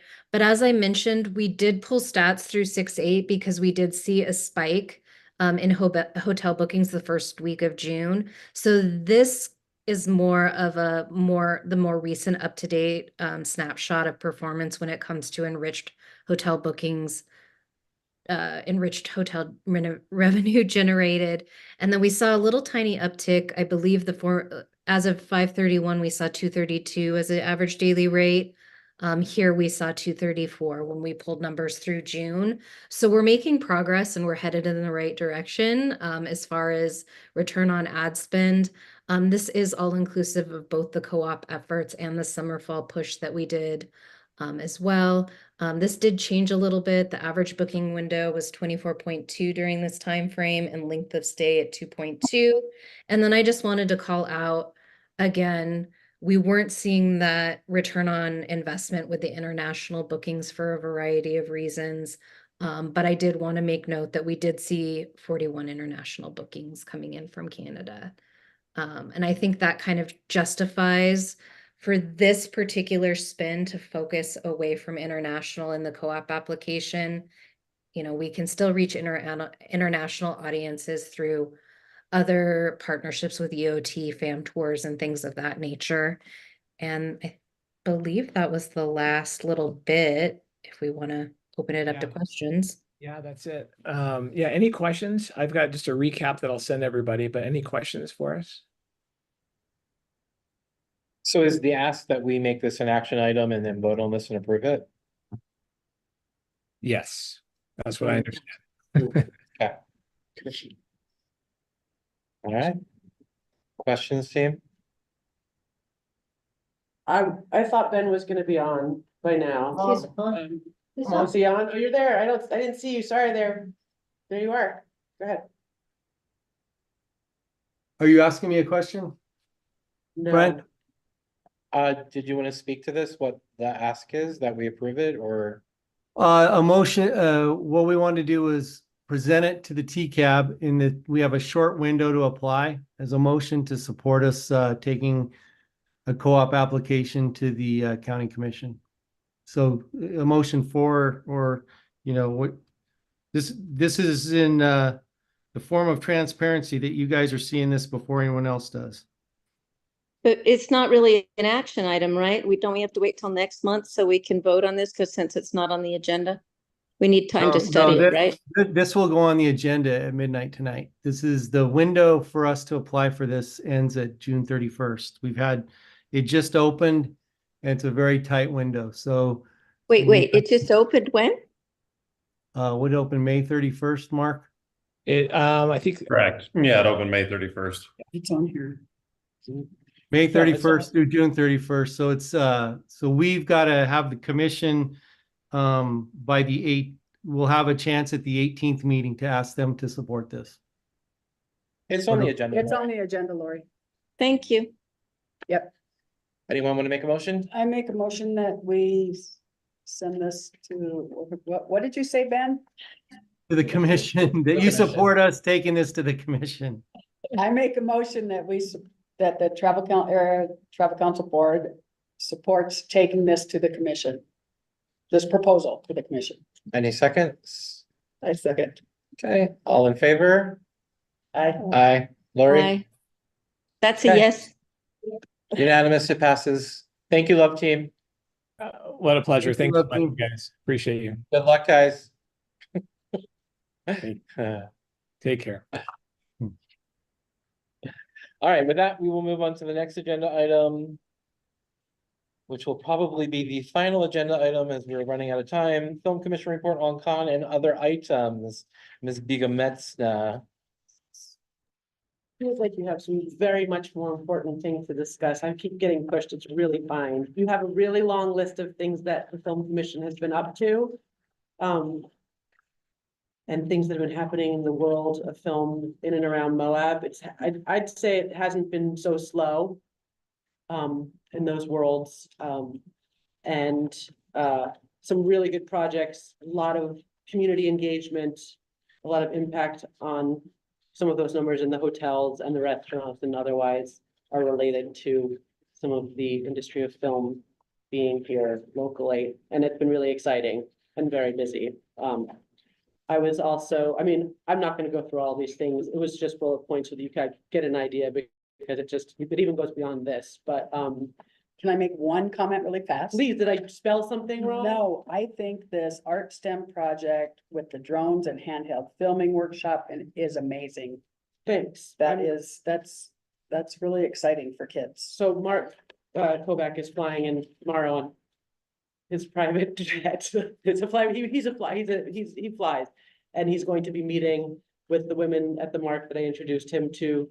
And Cody, who he works with 4-H, and me, and going over some of whether we can actually pull this off to be part of the Red Rock Arts Festival. That is amazing. It's Thanks. really amazing. Yeah, they do some really great stuff, and hopefully over the next few years, they're gonna be getting a lot more funding. But he's doing this in other areas of the state of Utah. We're just first on the docket, Moab being a place he was interested in using some of our middle school to high school students in. And I'm asking him to push it all a little forward to sort of have it be a part of the Red Rock Arts Festival at the end of September. So that's what we're talking about over the next 2 days, so that the students can make these films and then present in their dome. It's a really, really interesting thing. Thank you for bringing it up. Yes. And then, yeah, Sundance I went to in January and then went to present, on a panel at the Cannes Film Festival as part of Film USA, which is a series of film commissions across the United States.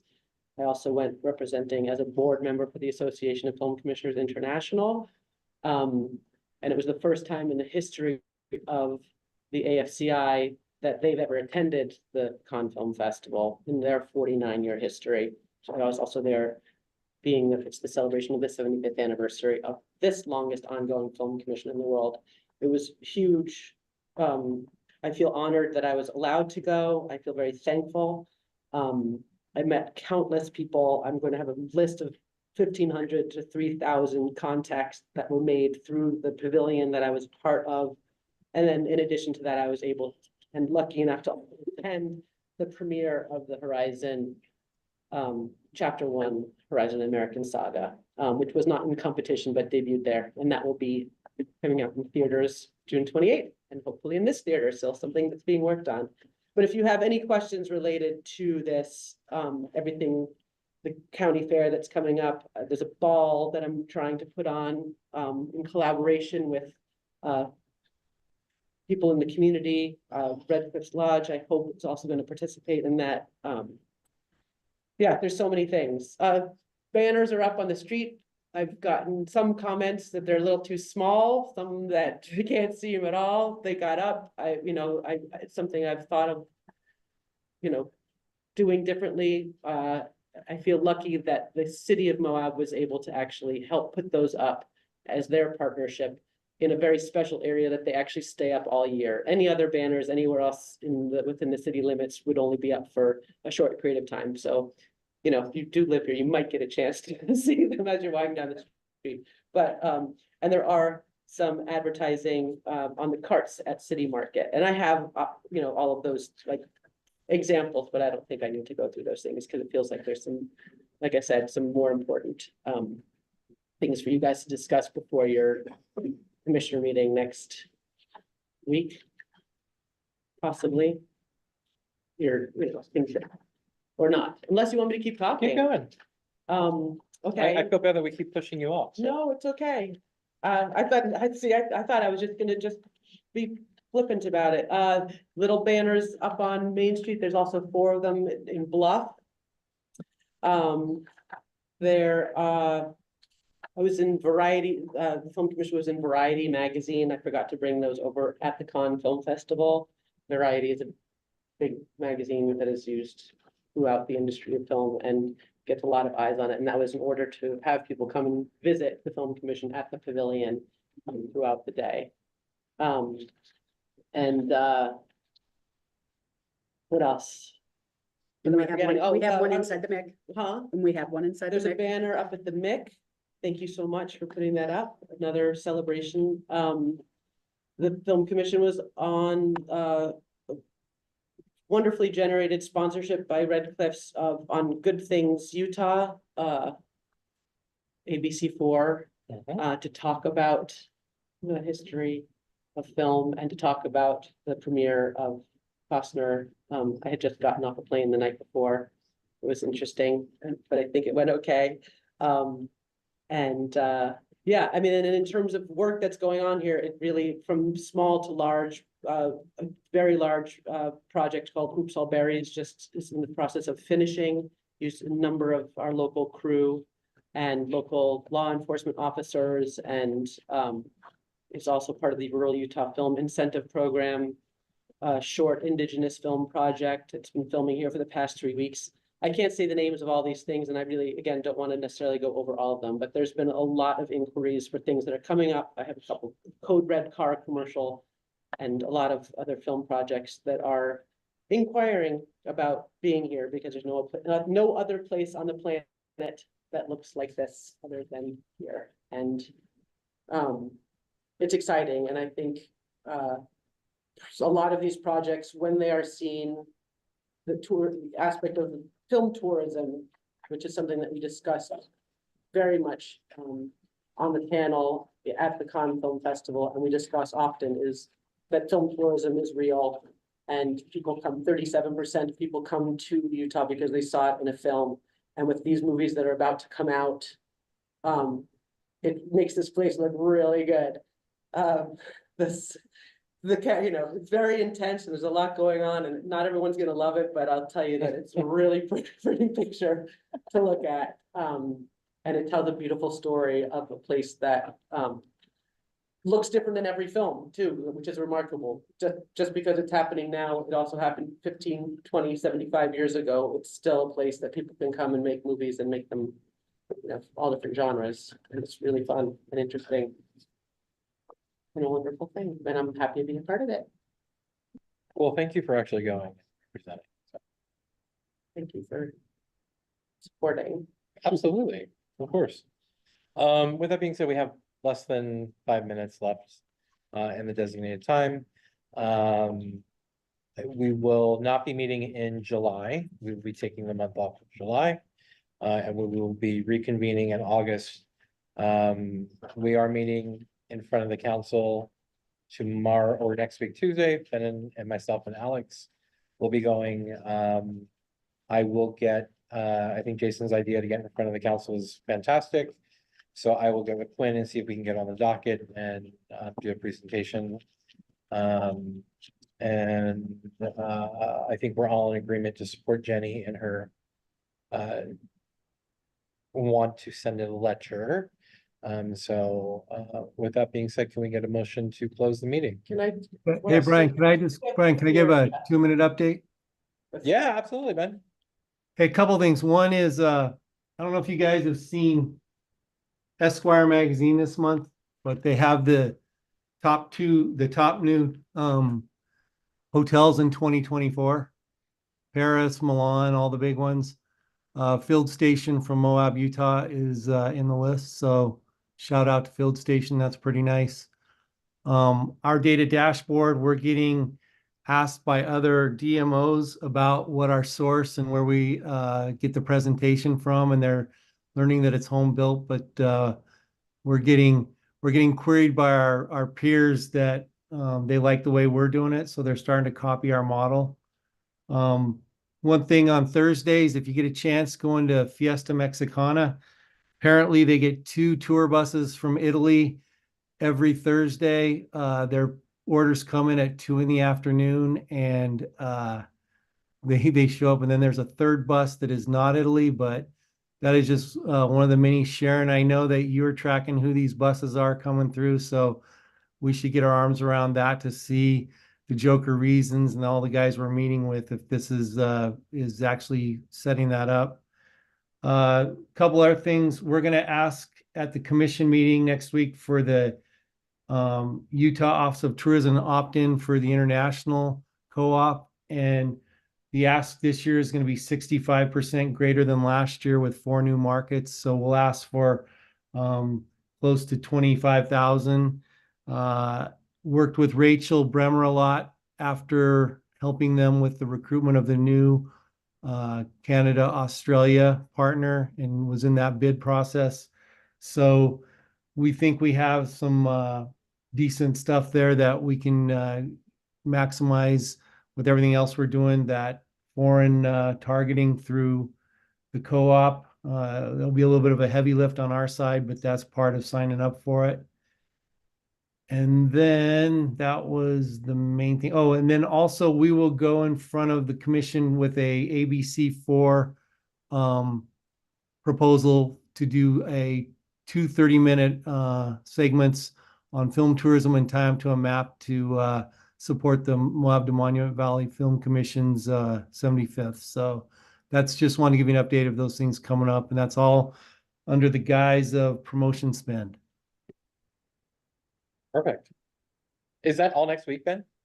It'll be on the 18th. The thing that's been a horse race is to get all these things nailed down last week and stuff, so that we could have them everything in for agenda submittal by tonight at midnight. So for instance, with ABC, it was getting the contract done, the insurances. It was sifting through the different opt-in things with the state, and picking out what looked like the best models. So that is the race, was to get everything in tonight, because the deadline is tonight to have it on next week's agenda along with the co-op. So that's where we're at right now. So are these things that TCAB needs to approve? And Brian, are we going to forego hearing about what money has been spent this year on our promotions? That was, I thought, on the agenda. No, we're gonna push that until the next meeting. Which will be August? Correct. We need to flush that out a little bit. And at that point, Lori, we'll have 2 quarters worth of data to look at rather than just one. Or would it be helpful to just give a high level of the categories? Lori? I'm just curious where we are with our spend. Are we doing a good job with our spend? I'll tell you where we're at. We're on track. So we've got Love Communications, both the co-op and the creative on track. We've had, from the international sales side, we had the France sales mission. We've been doing the FAMs. We had the Southern France dignitary piece. We've done, on the film side, we've done Sundance. We funded that con. We're about to fund the ABC feature that I just told you about.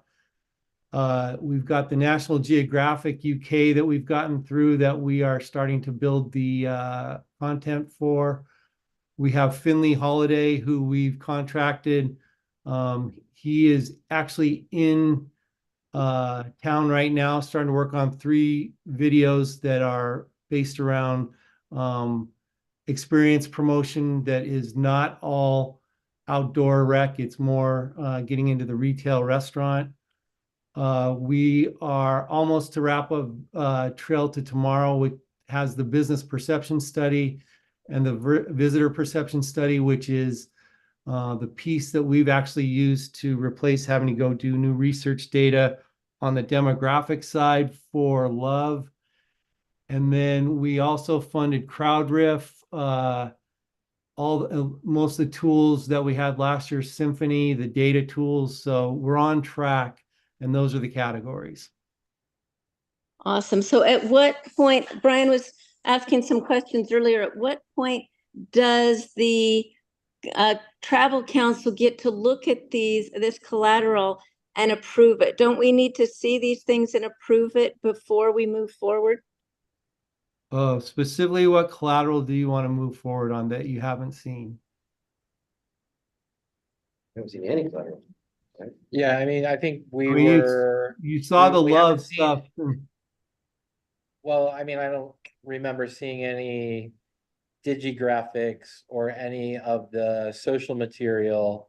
And I mean, I'm pretty dialed into Discover Moab, so I'm kind of curious what they're pushing out these paid social ads on, because I don't remember seeing them. The ads that you saw presented in the campaign that tie back. You have not. It's everything that you saw that was presented, and they're off right now, right? But you saw the winter campaign presented before we put it out. So they said on the call that they just started these on May 15th. So they're gonna send us what they put out. I mean, we just want to see them.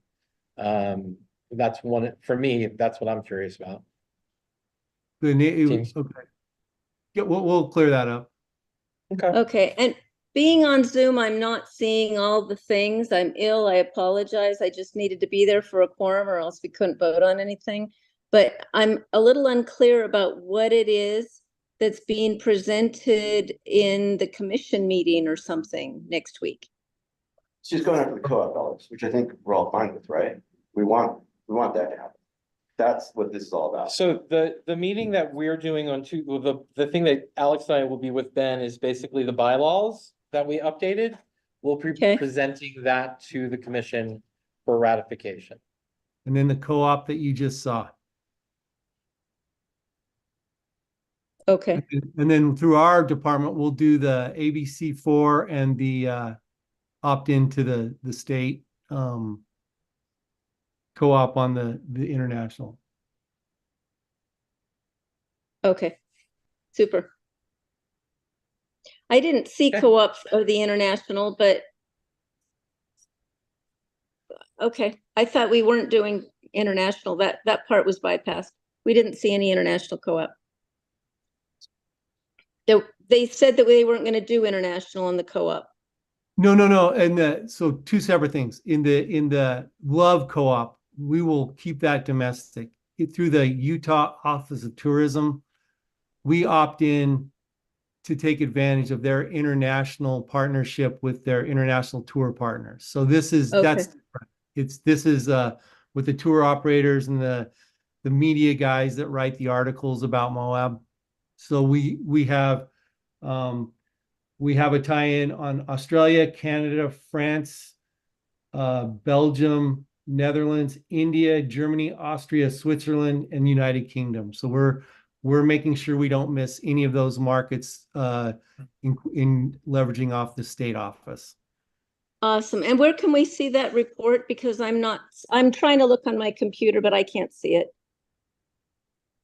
That one was not on this agenda because it was discussed last week and there was a confusion on it and it didn't get put on, and I'm just going to leave it at that. So we're not obviously going to put it before the commission until August because we haven't seen it, right? No, this is another one that's got a short window. So we either do it now or we don't do it. So we're doing it without travel council approval. Okay. We're doing every market. If there's a market on there that you don't like, we can figure, I will talk to Quinn and figure out how you can pull it off. Okay. It's just nice to see these things before they go before the commission. That's what I actually wanted to have happen too. I'm not gonna belabor it here. This was a miss. This one won't happen again next year like this. Okay. Any last questions for Ben, anybody? Ben, anything else you want to bring up? No, and the thing is, I don't think you can do a motion on this because it wasn't on the agenda and it wasn't presented. So to support exactly what Lori's saying, that is the miss on this. Heard. Okay, can we get a motion to close the meeting? Motion to close. A second, all in favor? Aye, all right, have a great summer, everybody. See you soon. Bummer.